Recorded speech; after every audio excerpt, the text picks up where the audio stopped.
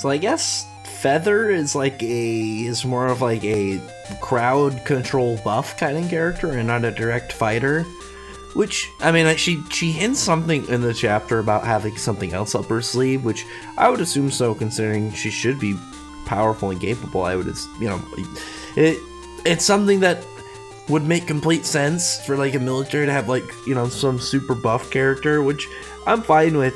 But you figured that she would have at least come into this like some more severity, because for the most part, all she brings here is some random nobody fodder guys to give her abilities to, so they just have like a little bit of precog in what they're bringing to the table. As the whole Shooting Starlight Guild is surrounded, you have the whole government military groups that they're sending to go after them. They're after Shiki and Co. And Noah's like, are you guys gonna meet them head on and whatnot? And Appy and Pino are like, yeah, they're gonna be fine. We got this. What Noah doesn't know is they just did a time skip, so all the characters have a unknown buff to their character that we don't know the extent of, and these are nobody nameless fodder characters, so I would assume that this is going to be absolutely no problem. Even before reading the chapter, I would have been like, yeah, this is not a problem. They didn't bring two members of the Interstellar. They didn't bring some special hype up and coming fighters. They Feather brought a bunch of fodder and then pretty much just gave them a degree of precog in order to go against the main cast. So their first bit I did really enjoy is when they started shooting and Shiki just uses gravity manipulation to make all their shots just miss. Kind of just directly changes the trajectory of their shots, which I thought was really cool. I like that. I like just when we see a display of minute capabilities and stuff like that, where it's just I can just bend around these bullets and some projectile attacks so to make them not even kind of hit their mark. I think stuff like that is just really neat whenever a character displays a level of utility to that degree. But I didn't think bullets would be that much of a threat really here. I mean, Homora's cutting bullets way early, so none of the main cast should be that threatened by guys just shooting at them. And even with a degree of precognition, one, it would depend on how far that they can see in the future, and two, it doesn't matter if you can see in the future if whatever is coming at you is too fast for you to be able to handle. So these guys are all just getting completely ran over. You have the Eden Zero crew just one-shotting all of these fodder, just wiping them out. None of these guys are that dangerous. They're all fine. I was very intrigued in this chapter when one guy's saying he can see Wise's next move, and then Wise uses his ether gear and his arm is a big mechanical arm. And I'm wondering if he either this is just a casing, or maybe a new higher level of arsenal over his arm. Maybe he can just do one limb arsenal suits, or did he lose his arm? Because we know in the future that Wise lost an arm. And we know now that events in time, even if they're avoided at some point, time will try and nudge things back into happening. So Wise should lose his arm at some point. He should lose his arm, and I don't think it's that much of a big deal at this point, way more so, because when we thought he was gonna, his arm was gone during the Belial Goer arc, it was okay, well, he's gonna have to learn to use his ability more and to get a mechanical arm. Whereas I think here, after 3 years, and he started to actually put more effort into learning how to properly use his ether gear from the month training with Xenolith. So I would assume that even if Wise lost his arm in the next chapter, he would be perfectly capable of just creating a mechanical arm and controlling it.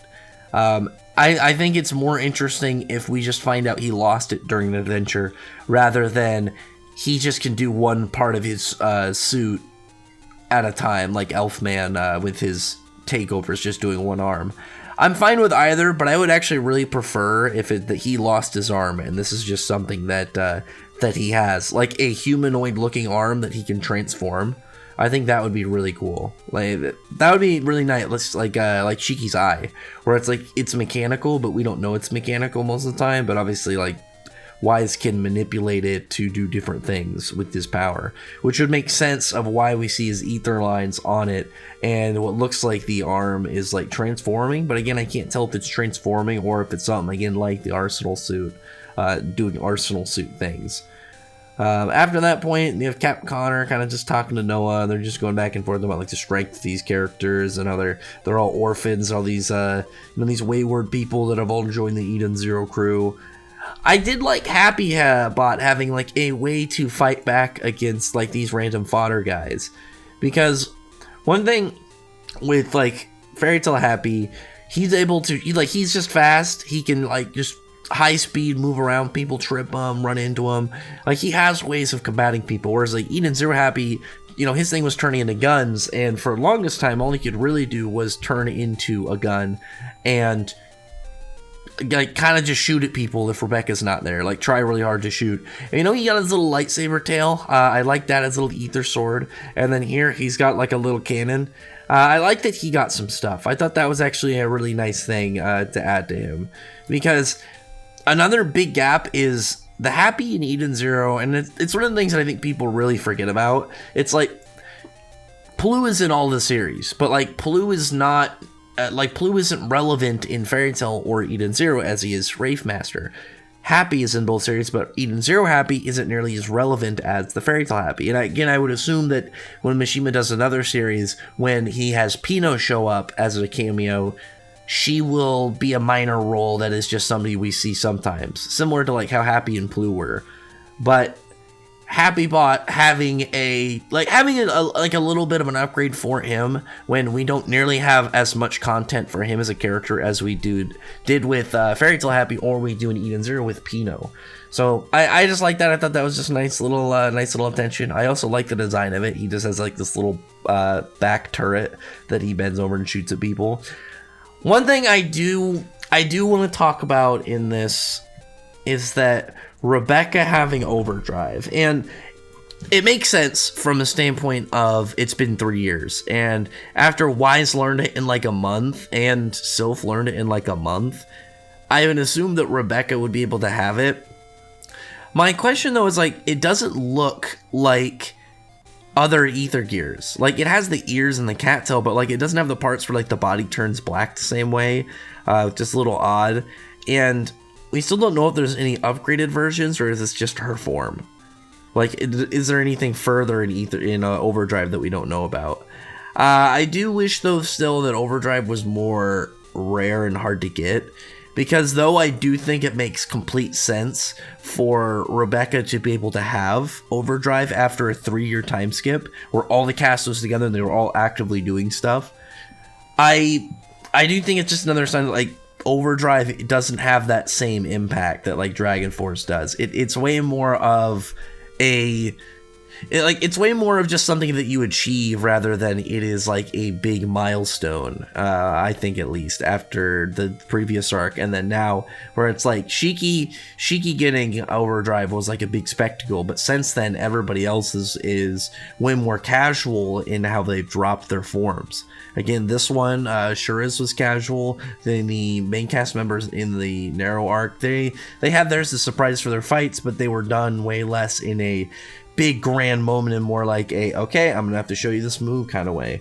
Which again, it's not a bad thing, but I think this is just a strong hammer into that notion that Overdrive just is more of a, like, I think it's more of like One Piece has hockey when you get to the New World. When you get to a certain point, you should have this ability. This is like a thing of you just be like, if you somehow got up to a level, or like Bleach with Bankai for captains, it'd be like, how do you not have this? And obviously there are, someone like Kenpachi was a complete anomaly in the system, but for the most part, it's like if you get up to a certain tier, you should have this ability. You should have, in this case, Overdrive. Which was one of the things I think that was the disappointing aspects of the Oceans, is that none of them had it. Like, not even one. I was expecting at least, like, their leader to have it, or, like, half of them, maybe, like, 2 of them were going to kind of pull up with Overdrive, but whatever. In the past now, maybe they'll have it when they show back up. But these guys, like, all these fodder are all getting completely bodied. I'm very curious as to when Feather uses her ability and she says that Shiki is not in the place that she had anticipated with her like horrible power, I wonder what that entails to Shiki as like, is this a power that Shiki has? Is this a gravity effect? Is this a sheer power level thing? Like maybe he's just that much more powerful than her, that her ability doesn't work properly, which I could see happening. I think that would make sense. But she's just completely stunned in place. Not stunned, she's held in place. Like gravity is like holding her to the point where her steps are breaking the ground below them. And she does mention at one point, like she's like saying how she has like, you know, she's hinting at a trump card. She's hinting at something that she's gonna pull up their sleeve that will be like, oh, you know, I didn't plan on using this if I didn't have to, kind of thing, which we'll see, because she's obviously not defeated. And she has a bunch of her minions and stuff all surrounding the Eden Zero crew at their ship. So this is going to be a point after this of a Captain Connor moment, and I'm pretty happy with this because I actually like Captain Connor. I mentioned this, I think, in the last review. It might have been in the one before that. But Captain Connor is probably one of my favorite ongoing plot questions because there's obviously so many oddities around his character every time we see him, that he just has this big unknown presence in the series, which I think is actually really interesting. Again, it reminds me a lot of Mystigan, and I like that a lot. I'm happy every time Captain Connor comes around because his character just adds like an extra sense of mystery into events and what's going on that I'm a sucker for that kind of plot piece. So on top of that, I think it's just really cool that he is getting ready to display his piloting like expertise. I'm guessing he's going to completely show out all of Feather's screwing it away from him. With Feather, like I said, if Feather is more of a buff and support kind of character, I'm fine with that, for her not being able to fight back against them properly here. But I will say, if that is the case, she should have brought better people. Like, she should be a character that has multiple characters that would give the main cast a mid-level of fight. Like, Shiki would be like, oh, well, you know, that took about half my power out of me. Not too crazy, but alright. But under the buffing and ability connection of Feather, it'd be like an actual hard fight kind of thing. Where it's way more of a... like, she is the puppeteer, and she's just enhancing and leading her people in a more tactical sense. Kind of like a Mavis thing. But anyway, other than that, though, comment below. I like this chapter. I thought this was pretty solid. It was about what I expected, more of a display of character abilities. Again, my takes on the Overdrive, it's not important. It's not a big thing. It's just something that I wish was way more heavy than any time we saw it, but it's not a big deal.